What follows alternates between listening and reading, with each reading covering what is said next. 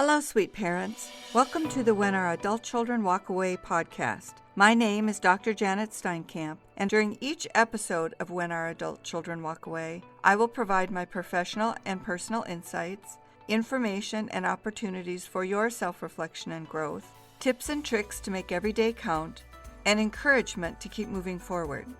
I'm here to help you dig deep and get down to the root causes so that you can find your way out of the darkness to a positive and lasting relationship. Grab your notebook and a pen, settle into your favorite chair, and let's get to it. In this episode, we are talking about the parent partner.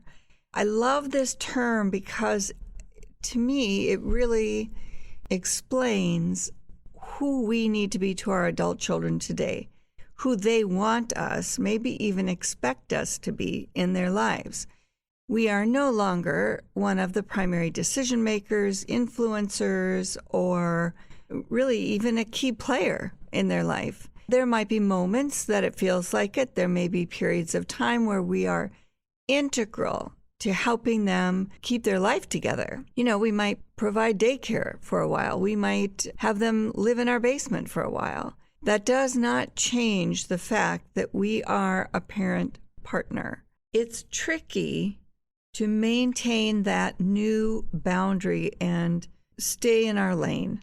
So I've made a list of 10 reminders, daily reminders for us as parent partners. And if you can, tape this to your mirror, take some notes and put it in your phone, somehow remind yourself that this list will help you keep the boundaries of the new parent partner role and keep us in our lane. The first one is overlook it. It's that simple, overlook it. We don't have to point out everything that we think is wrong, different, that we know better. We just overlook it. The goal of this is to show some grace, preserve their dignity. The reason I use the word dignity here is because dignity is the foundation of respect, and they need to know that we respect them, that we hold them in high esteem, and one way to do that is just simply overlook it. In fact, I find myself speaking, just talking, when it's not my turn, it's not important, it's not helpful to a conversation. So I will say sometimes, I don't know why I'm talking. I just need to stop talking. I'm sorry. I budged in where I didn't belong. And so far, both of my children have given me the grace to accept my apology. It is hard to remember to stay in our lane. Number 2, the second pointer. It's their life. We had our turn.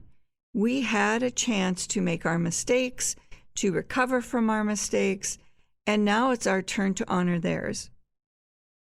One of the mistakes that my generation of parents made was that we really were helicopter parents. By every aspect of the definition, helicopter parents. We hovered, controlled, protected. We did this because we believed that was good parenting. And what we know now is that there were some repercussions from that. And one of them is that often our adult children are not sure about trusting their own decision making. So now it's our time to help them trust themselves. We can reinforce, we can encourage, this is your life, you can do this. I can't wait to see what you decide. It's their life. Number 3, if they want advice, they'll ask for it. And even then, even when they ask for advice, sometimes it's in their best interest and our best interest to encourage them to trust themselves. So, for example, I might say, yeah, I do have an opinion. I'm not sure that my opinion is going to be any more informed than yours. So maybe we should just talk more about what you think is right or wrong. I'm happy to listen. I can, chip in where I think I might have something. Let's focus on what you think is best. You'd have to find your own wording. I'm not sure, and each situation is different. But even when they ask advice, and they will ask for it if they want it, even then, it may be the better choice to refocus them on trusting themselves. Number 4, keep up your own interests. Our adult children do not want us to be baggage or weight. They don't want to have to take care of us. Make sure our feelings aren't hurt. Make sure that we are feeling acknowledged and seen and all those things. They will do those things for us. They don't want to feel the expectation or need to do those things. So it's up to us to keep our own interests up, to feed our souls, to keep our mind and body strong, and keep our social life to a level that is satisfying to us and stay connected. We need to be independent. As parent partners, we are not dependent on them, and we know they are not dependent on us. They've made that perfectly clear. Number 5, be enthusiastic. It sure beats being critical. So if you see something or they ask for input, make sure you are enthusiastic and constructive, positive. Number 6, be curious and interested. Know your boundaries. Recognize your child's tells. In other words, watch their body language, listen to their tone, watch for example, my daughter, I know when I'm starting to press her boundaries, when I'm starting to get too close to old behaviors, she gets little wrinkles right around her eyes. It's like the precursor to a squint. I watch her eyes. I watch for that, and I listen to it. It's like when you go to pet a dog and they put their ears back and they slouch down. They're telling you back off. And our adult children have ways to tell us to back off, sometimes very subtly. So watch and listen. Watch for their tells. Listen for their tone. Show gratitude. There is so much to be grateful for in our lives.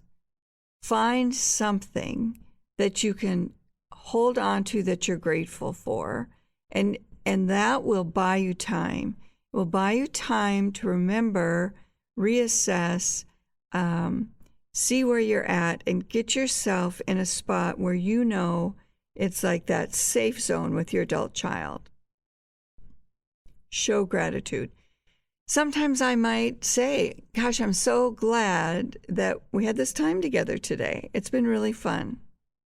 Even if it's been, maybe I helped with a child because they were sick, couldn't go to school. I just really appreciate that you trusted me today and you thought to call me. I know you have other people you could call, and I'm really grateful. I want to be a help. And fill in your grandchild's name. It's really, I really appreciate the opportunity to help take care of Joey. So show gratitude. Point it out. Say it. Don't assume they know it. Number 8, it's better to be liked than right. It is better to be liked than right. When they were growing up, our children depended on us to make sure they knew what was right. They knew the correct information. They knew how to make decisions that would be considered to be correct.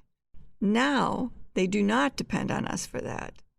We depend on them to keep us in their lives, to keep our relationship healthy and growing. To do that, we need to be likable. We need to be somebody who is approachable. We need to be someone who helps our adult child feel good about the life they're living. We may not agree with it. We may not. And that's okay. The point is, do they feel okay about it? Now, I know that many of these points, we have 2 left, but many of these points cause you to wonder, why do I have to acquiesce? Why do I have to default? Why do I have to walk on eggshells? We think that, we know it, it's a part of our experience now. When we live in a relationship where estrangement exists or has existed, these tips and tricks will help protect you from going the wrong direction on the continuum. And as we begin to trust each other again, some of these things become more natural. It doesn't feel like we are defaulting to a cop-out or not being honest or true with ourselves or with them. It's not that we're not being honest. It's that our honesty with them is expressed in a different way. We show our love and support for them in different ways. So let's get back to our list. Number 9, let them treat you to something. Let them teach you something. Let them help you with something. We need to let them know that they are appreciated, that they know things we don't, that and they truly do. I mean, we can find ourselves in a position where we're kind of know-it-alls, where we think we know it all. Tomatoes, growing tomatoes in my family, it's a thing. My dad had, 40 tomato plants when I was in high school. He loved growing tomatoes. He would go around at the harvest with a wheelbarrow from house to house in the neighborhood, sharing all of his tomatoes. I grew up knowing how to grow tomatoes. And when my children were young, they would help me in the garden. They didn't like it. They didn't want to be in the garden. Nonetheless, they were there with me, doing their part as a family member. So fast forward, now they're adults, and suddenly they're telling me how to grow tomatoes. It's all I can do not to roll my eyes. And every once in a while, I kid them about it. Where do you think you learned this? When they come to me and explain, you don't want to get water and dirt on the bottom of the leaves because that's where the blight comes from, or whatever it is, I just need to zip it and thank them. Just say, oh, thanks for the reminder. It's true. It's fair to remind me. Oftentimes it is helpful to be reminded, and it's actually very flattering.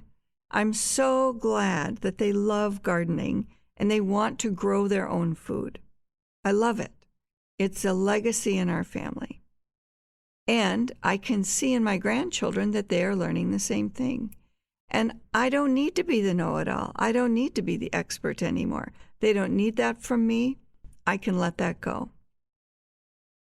So number 10, and I'll tell you how this is so important, and it's so simple.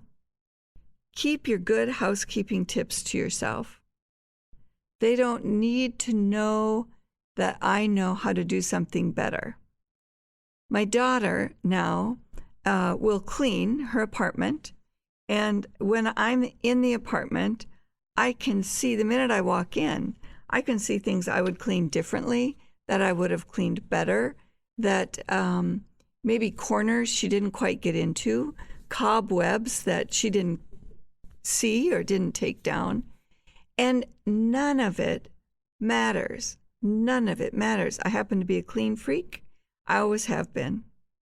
And really, the fact is, I'm obsessive about it, and it's not my place, and it's rude.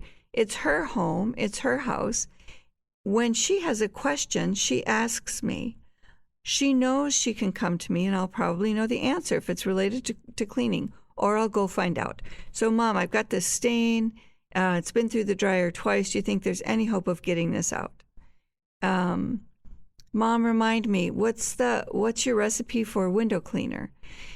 She will come to me if I keep my mouth shut, if I give her the time and space to come to me. By me going to her first and correcting her or saying, here's a better recipe for window cleaner, I'm taking away her opportunity for success for learning, and I'm taking away the opportunity for me to be asked for it. And it feels so good when we are asked for input, for a resource, for our window cleaning recipe. It sounds so silly. So in a nutshell, here are our 10 daily reminders to keep our lane as parent partner. We're going to overlook it. We're going to overlook it. Whatever it is, we overlook it. We remember it's their life, it's their turn, and it's our job to honor that. If they want advice, number 3, if they want advice, they'll ask for it. Number 4, we need to keep up our own interests, keep our lives vibrant and healthy, maintain and pursue our own interests. Number 5, be enthusiastic. Avoid being critical. Be enthusiastic and constructive and positive. Be curious and interested. Ask questions instead of making statements. Show gratitude. Remember that it's better to be liked than right. Let them treat us. Let them teach us something. And the last tip is to keep our housekeeping tips to ourselves. I'm so happy you made it to the end of this episode today.